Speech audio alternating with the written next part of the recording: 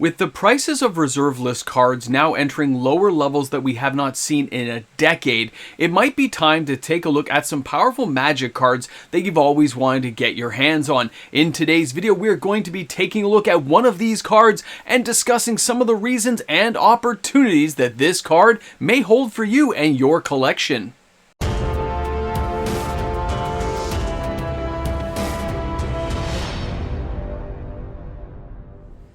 March 4th, 1994 saw the release of Antiquities, the second expansion for Magic the Gathering. Guys, this set was scary. These cards were so powerful when they came out that it blew our minds that they even existed. And back then, you didn't know what cards were coming your way. You had to open the pack and just play with what you got. There was no internet to tell us what was going on.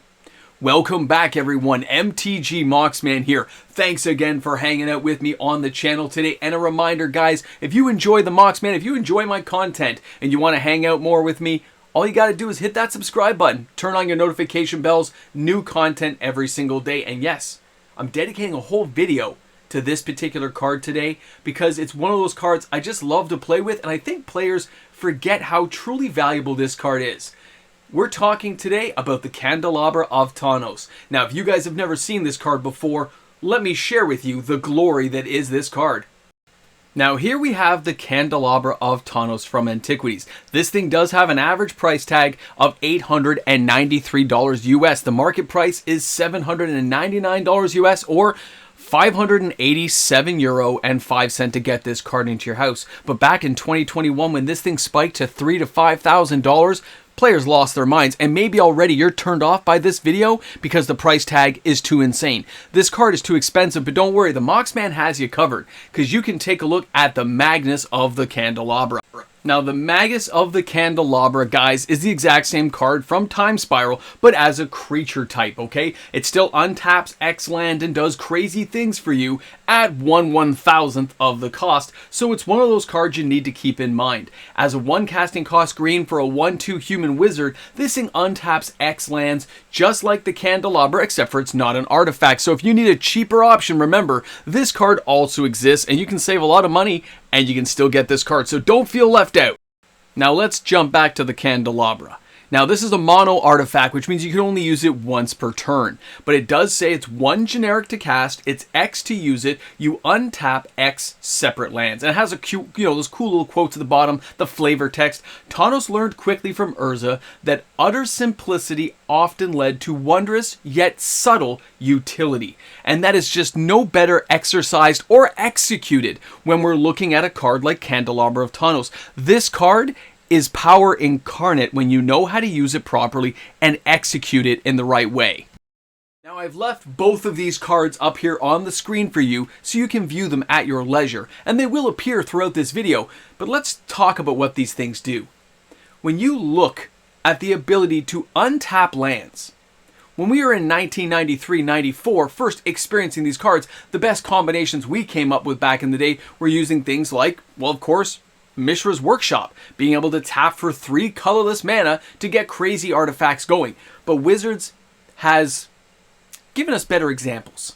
They've given us more craziness, and they've given so many ways of untapping some totally insane combinations of cards that some players don't even realize, that things like the Rings of Bright Earth, all these combos you can do with the card. But here's the thing, you can use one or the other. One's very budget conscious, one's very expensive, but you can also use them both if you have the right budget. And here's what's been happening.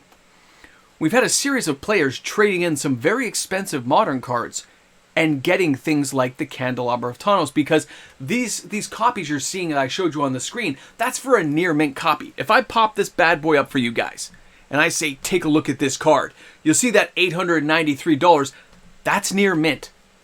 Nothing says you have to buy near mint, and players always forget that when they see such a huge price tag. Getting a heavily played for $400 to $500 gets a lot more affordable when you got a couple of cards you can trade in. When you got a whole bunch of modern stuff you're not playing with, or you have a bunch of cards you have a fear of being reprinted, and you decide to go for this kind of card. Because here's the other thing, this card does not really have a big print run. Let me show you that. Now, smushed between the two yellow lines is the Candelabra of Thanos, with a print run of 31,000 copies when this thing was released back in 1994. Now, Antiquities had a print run of 15 million cards in total. So when you see the breakdown of all the cards for Antiquities, you can see some have hundreds of thousands, but any of the rares from the set are much harder to come by, and the Candelabra of Thanos is one of those cards. That means in the whole world, if somebody has 10, that's a big, huge chunk of the market that's available, okay? 31,000 is not a lot to share around the whole planet Earth, and that makes it a very valuable, very exceptionally hard to find reserve list card that actually can do a lot of damage. It's an amazing card to use inside your decks, and when you compare it against print runs from Arabian Nights at 5 million or the Dark at around 67 million, this is that lower middle ground, but it's still not a lot of copies available for people to own. Now, of course, I can appreciate and empathize the price tag of this card, which is why I'm glad there are heavily played copies, damaged copies, light played, near mint. There's a lot of options available for the Candelabra of Thanos, and if you're on a budget, don't forget the card on the screen, Magnus of the Candelabra, because in all these Four Horsemen sets of these ultimately insanely powerful magic cards, like the Abyss, you can find the Magnus of the Abyss, the Magnus of the Disc, Magnus of the Moat. There are other options available to you that you can utilize as creature types inside your constructed formats. Now, here's the other thing. This thing doesn't just get played in old school, does it? You see, the really scary thing about this card is, yeah, I can see Legacy and Vintage play, but this thing's legal in Commander. Remember, this is a single casting cost artifact. You can get it out on turn 1 and be able to untap very powerful lands if you can get them into play, or even in turn 1, 2, or 3, or even scarier, late game combinations when people don't know you have this in your deck, or they have forgotten that it's something they should be worried about and forget what this thing can truly do when you get it on the battlefield and know how to use it. And knowing how to use a card like this when you've paid that kind of money, it's kind of important. You want to make sure that you're using this type of boost the right way. And there are a lot of cards, a lot of combinations you can just go ahead and look up and find for yourself, like Rings of Bright Earth and stuff. But I have given you some lands to consider that you can untap. And I want you to share these. I want you to understand that some of these cards aren't expensive, but they can be highly effective. Never forget the advantages of getting a lot of mana. When you look at Cabal Coffers and it is a land that comes into play, you pay 2 and you get to add 1 black mana for each swamp you control, well, you might be able to get 4 or 5 mana, which is a great little bit of an advantage. But the Candelabra of Thanos or the Magnus of the Candelabra, they both allow you to untap this card again. And that means 4 mana becomes 8, or 8 mana becomes 16, and then you can really start popping off all kinds of insane combinations. But there's more than that. Let me share the next one with you guys. You know, back in the day, a card like Serra Sanctum wasn't really utilized that much because there wasn't that many deadly enchantments to worry about. Yeah, you had Underworld Dreams and stuff, but this one does say, add 1 white mana for each enchantment you control, and back in the day is not today. Ever since 2013 with Theros, we've had more and more enchantments coming into the game. And the fact that you could have 8 or 9 enchantments on the battlefield, we have saga cards, all kinds of craziness. This thing is just like others. It starts doubling your mana and then doubling it again because you can untap it. This can be an insane combination. Yeah, it's a more expensive option, but not one that players should be ignoring right now. How about a card like the Hall of Heliod's Generosity? 1 white, 1 generic, put target enchantment card from your graveyard on top of your library.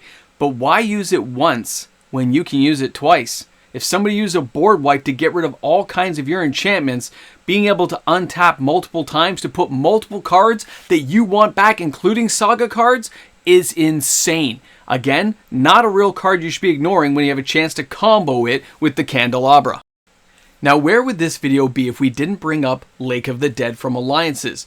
Yeah, it does tap for 1 black mana, but if you sack a swamp, it taps for 4 black mana. And of course, being able to untap it and utilize it multiple times, and yes, you could run out of swamps, but if you're using, say, Urborg, Tomb of Yawgmoth, where everything's a swamp, then you've got some real possibilities. I mean, being able to use this in an Eldrazi Titan deck to double over your mana supply for certain cards can make a lot of sense. Yes, it's an expensive card, but remember, we've got cheaper options available. Never forget that Wizards has done a good job of giving us budget choices. But let's keep looking at these cards. Now, of course, just like Heliod's Generosity, let's not forget Academy Ruins. This is a legendary artifact that says, for 1 blue, 1 generic, put target artifact card from your graveyard on top of your library. Being able to double that over is a very important thing to be able to do, and of course, one of these Candelabra choices will definitely make that happen.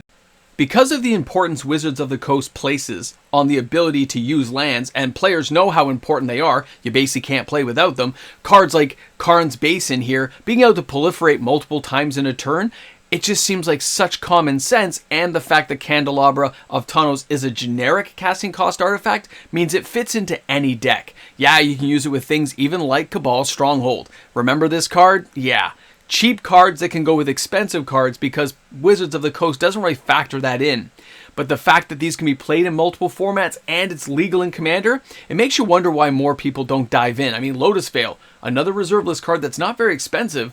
Yeah, you gotta sack lands when it comes into play, but it taps for 3 mana. And being able to untap that twice a turn, once when it comes in for its untap step and then once with the Candelabra, means you're getting 6 mana a turn from that single land. Now, I didn't put it up in the video, but I want you guys to know, yeah, things like Scorch Ruins, of course you can use it, Soldevi Excavations, Balduvian Trading Post, or even a Desert, being able to ping off 2 damage a turn. Minor lands or big heavy hitting lands, things that let you scry multiple times in a turn. Whatever your option is, and yes, even Gaia's Cradle, this is an insane card that should never be ignored because it does pop up and players do use it. Now, does it get used by everybody? No, it's an expensive card. It's hard to come by. But the idea of it is still a truly incredible thing. And even the Magnus of the Candelabra as a cheaper available option is still awesome to try to be able to use this and get it into play. I love the idea of it.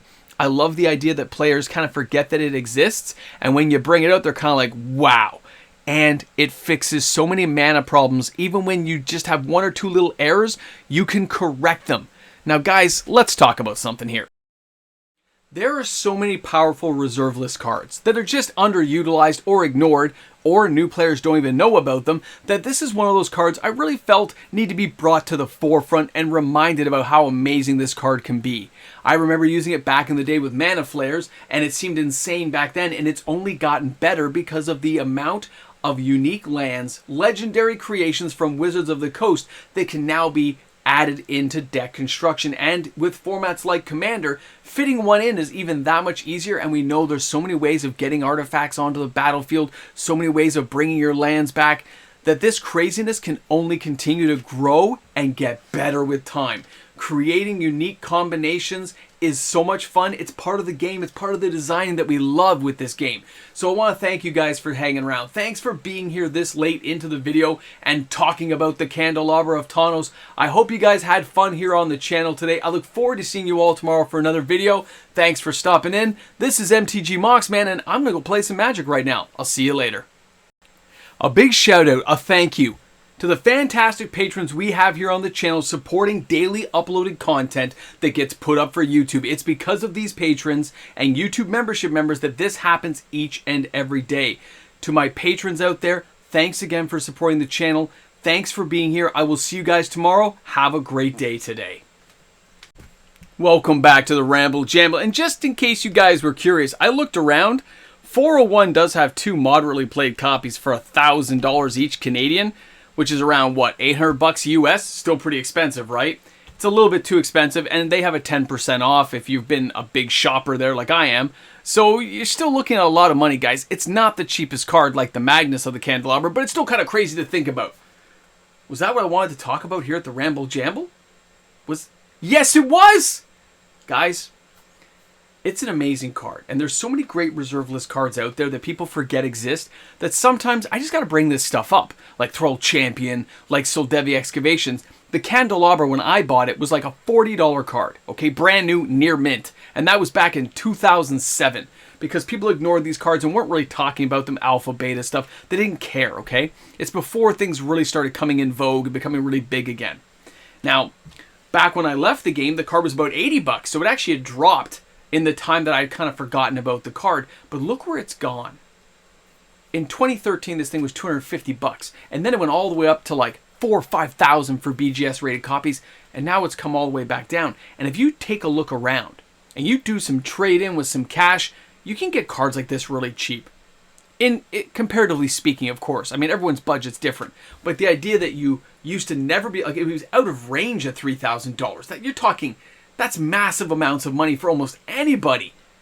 So when you look at it and say, oh, it's less than $1,000, maybe I can get a deal and do some trade-in and bring that down to like $300, $400, or $200.